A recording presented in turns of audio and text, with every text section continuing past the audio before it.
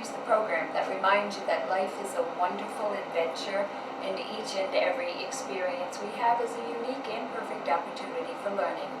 I'm Joyce St. Germain, and today's program, Introduction to the Violin, is going to be a lot of fun, and there's going to be some surprises. You won't be surprised by seeing my guest, my dear friend Linda Beers, who's a violinist and teacher, and she also asked if I would be her student here. And since I do not play the violin, I have no idea what to expect, so I hope you'll be entertained, educated, and amused. I know I will be. So thank you, Linda, for coming back and doing another show with us.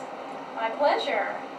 So I would say if you're considering taking violin lessons, or maybe it hasn't even occurred to you, but you find the subject interesting, my suggestion would be to start out by finding a professional violin teacher. And there are many ways. You can ask friends, or you can actually contact your local community orchestra and just ask them for references. Are there professional organizations that violinists belong to? There are. There's the Suzuki Association of the Americas. That's probably the one that I would recommend contacting. Okay, is Suzuki a method of violin? I remember hearing about it. It is, yes. It's a Japanese method that was started by a man named Shinichi Suzuki, who lived back in the 20th century. Is it different than most violin methods? It is. It is. It's very often compared to what people call the traditional method, which is probably one that most people are more familiar with. The Suzuki method, as I said before, it started in Japan, and Shinichi Suzuki wanted to develop noble human beings through the study of music. And he came upon his theories of education by just recognizing that all Japanese children can speak Japanese.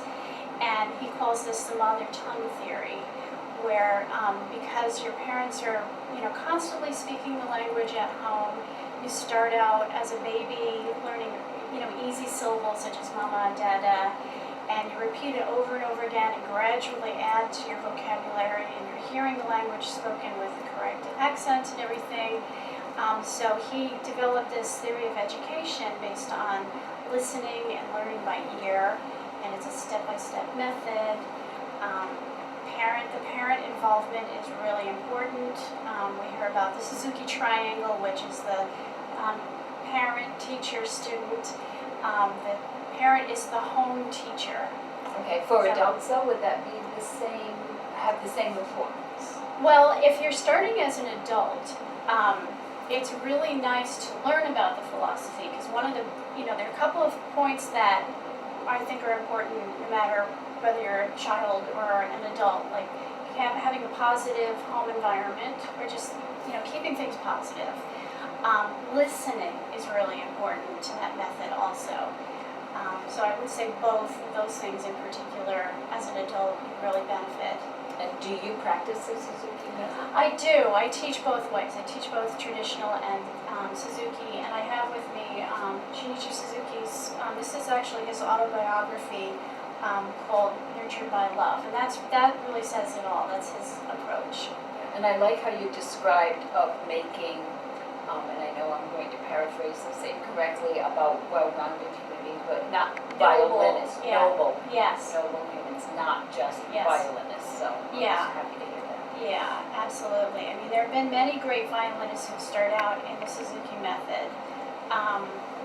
So, I mean, that does happen, but the original intent was, he actually came back to Japan after studying in Europe. He studied the violin in Europe, and he returned to Japan, I think, after World War I, and he was really interested in healing Japan, and so that was another inspiration for him. Okay. So we'll be talking about whether you're an adult or a child starting violin? Yes, okay. both. Okay. I don't know where to guide you or lead you, so I'm letting you direct this show because you know your material. All right, so we talked about, first of all, finding yourself a good teacher. Personality matters. Personality, yeah. I would definitely talk to the person, maybe even try to meet, in person. Zoom is great, you can do things that way. The next step is that you'll want to acquire an instrument. And it's important to get yourself a high quality instrument. You don't have to spend tons of money, but you want to make sure that it's going to sound good. And it also doesn't need to be repaired.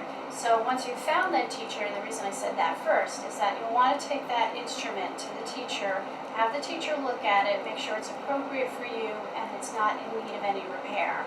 Okay, give me a range that, well, give our viewers a range that if you think you're going to be dedicated or committed, this is what you could expect to pay for a quality violin that a year from now you're not going to feel like you need to upgrade. And let's also remember that kids grow too, Yes. so give us the whole. Well, a lot of kids, for kids, the parents end up renting. And each shop is different, they have different, kind of products that they, financial products that go along with renting the instruments. So it really depends on your own particular situation. If you want to buy, I would say that you're probably going to be within like the $300 to $600 range. That's why a lot of people choose to rent, because very often the shops have like a rent-to-own policy. So, if you are going to buy and it's a child and you're going to go up, because people might not be aware of the fact that all the instruments, violins or any other stringed instrument, they all come in smaller sizes. And so if you are starting this for a child, you'll want to bring the child to the shop to make sure you're getting the right size instrument. Yeah, the reason I'm going is because I was using an adult instrument when I was either 3rd or 4th grade for a short while I tried to play, and I'm small now, I was much smaller then. Right. It was overwhelming. Yeah. It wasn't a positive experience. Yes, yeah. Last. Absolutely. Smaller is definitely better, because, if the instrument's too big or you're having to struggle to reach, that's really uncomfortable. You can actually hurt yourself doing that. So it wasn't my fault. No. Okay. So let's say you've done, either you're an adult or you're a child, you have the right instruments, the right size, it's in good shape and everything. You're also going to want some kind of a shoulder rest. And I try to get my beginning students, even adults, to start out on a foam rubber shaped pad. These cost about $5 and all the shops sell them. That's the typical shape of It them? is. The reason it's shaped like that is that I'm going to show you how to attach it. That's another issue. You'll notice that one side of the pad is thicker than the other side. So, and it goes downhill this way too. Yes. So it goes on, you'll see I have a rubber band on the violin. That's for holding the pad in place. Sometimes people use 2 rubber bands. The pad goes on the back of the violin. And this part right here is called the chin rest, even though when I talk about this later, you don't actually put your chin on it, your jawbone's going to go on it. So the thinner part of the pad is going to go underneath where the chin rest is. And then I'm just going to put it under the rubber band. And the reason I do that is there's this kind of gully, this dip in the pad. That's going to be where my collarbone is. And then this part here, the wider part, is going to come right about here, because that is where I have the biggest space between the violin and my upper body. Now, is this something professionals practice with or actually use when they're playing? I've never noticed. Pretty much all violinists, I would say the majority, not everybody, but the majority of violinists use some kind of shoulder rest. You might go to a professional orchestra concert, such as the Hartford Symphony, and see that there's a violinist who doesn't have a pad, and if you actually got to talk to the person, you might find out that he or she actually had a pad. Men in particular do this because they wear tails. They will tuck it inside their suit jacket. There are different ways. We try to make them at least aesthetically pleasing or, somewhat concealed. So anyway, there are some supplies that besides that you're going to want. I prepare for my students, I have like a packet that I give them. Your teacher might have that also, with some diagrams of the instruments, so you know what all the different parts are called. So having the right vocabulary is a good It's helpful, yeah. You'll want to have some information, list of supplies. I put in musical terms. I have a sheet that was written by another Suzuki teacher just describing the Suzuki approach if I'm starting a child. most violin students, I put this up here on purpose, most of us have some kind of a canvas bag. And in our canvas bag, we have our music book. I have my Suzuki Book 1. We have our notebook for taking notes because the lessons are very detailed. And you're going to want to keep track of what was talked about in the lesson so that you're practicing everything that your teacher asked you to practice. Are lessons in person or are they now sometimes on Zoom? Well, I would say they're both. Probably most people are doing in-person lessons, maybe Zoom as like a backup, or if you're living really far away or for some reason you can't get to your teacher. Okay. So it's really important to have a good teacher-student connection then. Okay. Yes, Good reception. Yes, I would Okay. recommend if you're going to be relying mostly on Zoom lessons, that if it's at all possible, maybe once a month to get an in-person lesson, just because your teacher will be able to hear your tone quality much better in person. The technology with Zoom is constantly being improved, but it still isn't the same as being there in person. Yeah. So let's say you have all that and you're going to go to your first lesson. And your teacher's going to start talking. They'll take different approaches. I'm going to start out talking about posture and the way you're standing. So you can sit when you play the violin. I think when you start out, it's really good to start out standing because in general, most people have better posture when they're standing. So we try to stand so that our weight is balanced over both feet. You don't have to do mountain pose or anything. So we're not doing yoga. Yeah, it's not that prescribed. And very often with students, I'll just do something like, let's see if you can turn your head without your shoulders moving. Do that.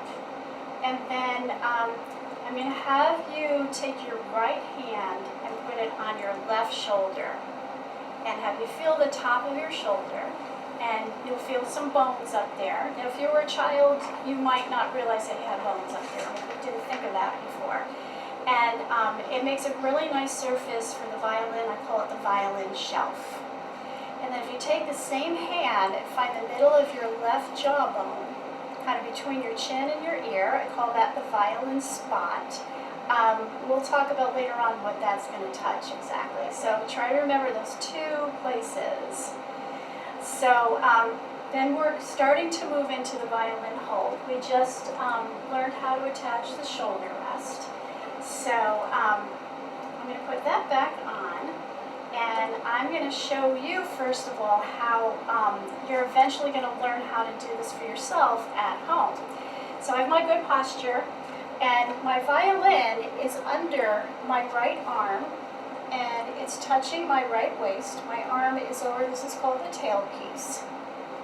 And my left hand is on the violin shoulder. And I'm going to hold out my violin, turn it over, and I put it up on my violin shelf. And then my violin spot is going to touch the chin rest. Are all violins the same as far as lefties and righties? And does everybody play lefty? Righty? Yeah. I don't even know what to ask here because I never even thought that they could be different if you were left-handed. I've heard stories about people switching sides, but I've never actually met somebody who's done that. So I would say for all intents and purposes, we all hold it the same way, whether we're left-handed or right-handed. Okay. Yeah. That's interesting. Now, if that's a question on Final Jeopardy, I am going to remember that. And I'll split my winnings. Okay. Not that I'm planning to be on it, but... Now, okay. if you're interested, I could help you make a violin hold. Okay. So there would be many more steps. So this is kind of the quicker way of going through things. So I'm going to take your hand, if that's okay, and we're going to put your violin right there. And then this hand is going to go there. I'm going to put your thumb on the back, so you have a good hold on it. And then we're just going to relax this arm and let your violin come out over your left foot. And I'm going to turn it over, and it's going to go up on that violin shelf, and you can put your violin spot on the chin rest. And that's how you do the violin hold. Wow. And then we're going to teach you how to go back into rest position. This is rest position. And this is the way you stand and hold the violin whenever you're not playing. because we want to make sure that you can navigate from like your case to wherever you're supposed to be standing without dropping the violin or having it bump into something. So rest position is actually very important to learn in the beginning. Okay. No, this obviously is not one of your priceless violins. No. So, okay. So I'm thinking you're just thinking it to me. All right, All right. let's see. So release this. Yeah, fold it out over your left foot, and you can let your arm stretch out a little bit, and then turn it over, and that's going to go right up to your neck on your violin shelf. Your violin spot will go on the chin rest. And yeah, you can move that I was around gonna if it's say, not quite in yeah. the right I spot. felt like it was actually on the Yeah. bone and not on the thing. Yes. Okay, do I leave my hand here for Keep now? your hand there, yeah, don't let go. And in a lesson with my students, I do this many, many times with them so that I'm sure that when they go home to practice that they're really sure they know how to do it. Sometimes we even take out a phone and we'll video it, so if they're really not sure, they'll have that on their phone. And you don't really have to hold it for any period of time. Sometimes people find that uncomfortable. Let's not get your hair caught. Okay, I'm going to let you take it. Okay, we'll put that back there. That was a flashback to 60 years ago. Wow. Yeah. So, and it's good to, maybe shake out your shoulders. Your shoulders definitely get, work out when you play the violin. And just sort of holding it without the expectation of having to play it, just to get familiar with Exactly. the weight of it, how it Yes. feels, the shape, the smoothness of it. Having a really good violin hold, there are two things that are really going to help you get a good sound on the instrument. Having a really good violin hold and having a really good bow hold. So violin lessons, when we first start out, seems like progress is very, very slow because the teacher is just going to really make sure you have those two things set so that when we start giving you a lot of other things to do, like using your left hand fingers or putting the bow on the string, that you're like already the expert at holding the violin and the bow. Okay. So we can just check in with those things occasionally. So kind of the next step for me would be to start working on rhythms with you. And that's something from the Suzuki approach, although I would probably do that with an adult student too. We have a favorite rhythm, it's Mississippi, stop, stop. So we would do a lot of clapping of that rhythm. Would you like to try that with me? Mississippi, stop, stop. Mississippi, stop, stop. So we would do it many, many times, and there are other fun ways of doing this. We have a handshaking game. Would you like to try that? Yeah. Okay. I'll So vote for any of we're this. going to shake hands, and we always start from above because we're going to learn later on that the rhythm starts down bow, which means the bow is going to head down towards the floor. Mississippi, stop, stop. Mississippi, stop, stop. So I would be, if I'm the parent or the teacher, I would do it for a few times and I'd have you lead. Mississippi, stop, stop. Mississippi, stop, stop. Good job. Do I get a star? Yes, absolutely. You're doing great. Nothing about that is familiar because Mm-hmm. 60 years ago they Yeah. handed you a violin and a bow and said play. Yeah, So, wow. yeah. Well, the Glad Suzuki to see method. these improvements. Yeah, the Suzuki method really revolutionized things, and a lot's been done with it over the years. So there's a lot more games and materials. So it's not a dreaded thing for kids. It's like fun. It's meant to be fun.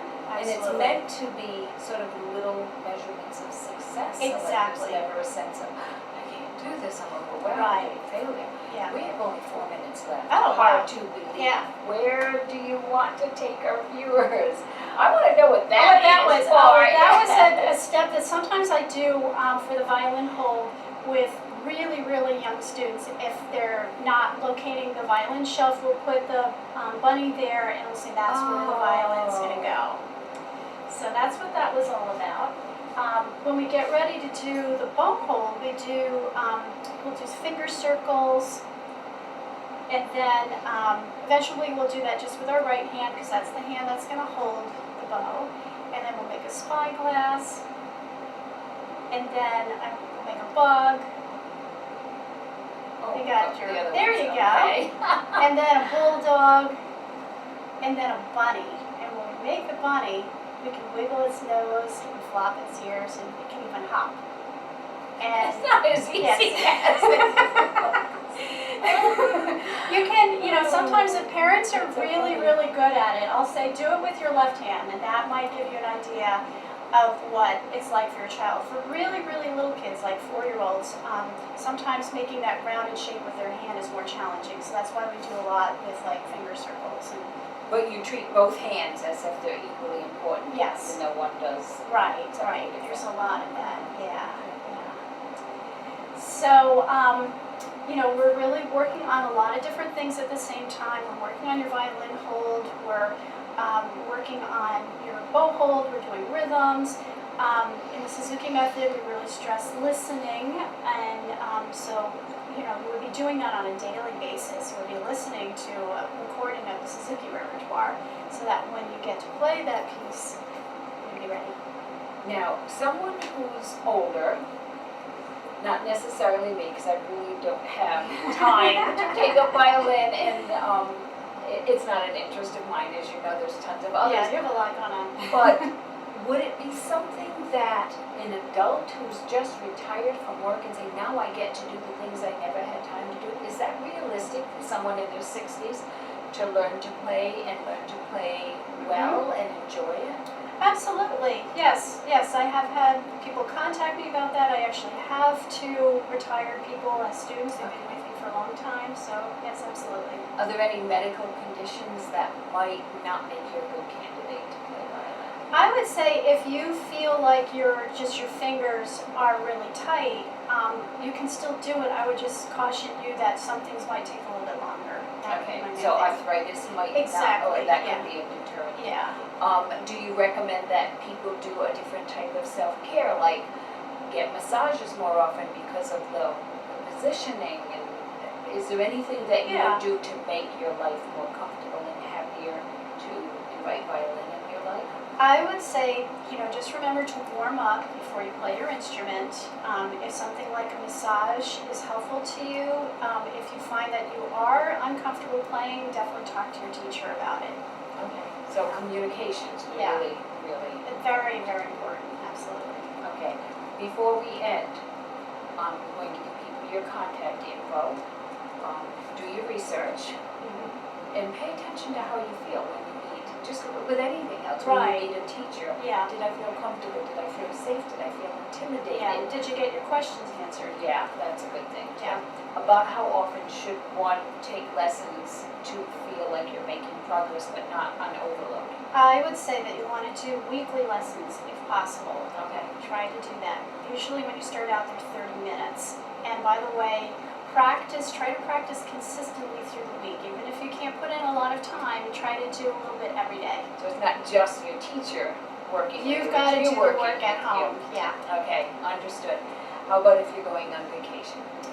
If you're going on vacation, I always tell my students practice until you leave and then when you get back. Okay. Do you do little exercises on the plane or in the car? You can. The big thing you can do when you're traveling is the listening. Listen to recordings. You can even have your music book with you, and you can be looking through your music book as you're listening. Okay. Are there any bad habits that somebody could develop on their own by saying, I'm just going to go on YouTube and I'm going to learn to play the violin? Yeah. Be careful of when you hold your violin, make sure that your wrist is straight. Sometimes people do this with the wrist. You want a straight wrist. And with your bow hold, always make sure you have a bend in your thumb. That's the big thing there. Okay, and I would imagine if you do run into an issue, have a good hand surgeon. We joke because we both have had hand surgery. We have a person that and not that everybody's going to need one, but it's good to have one should you need it. Yeah. So, thank you so much. This was fun. It wasn't quite PTSD, but it was like, wow, I had forgotten how it felt to hold a violin. So thank you for once again sharing your knowledge and your gifts. And thank you for joining us on this sacred journey. We'll catch you next time.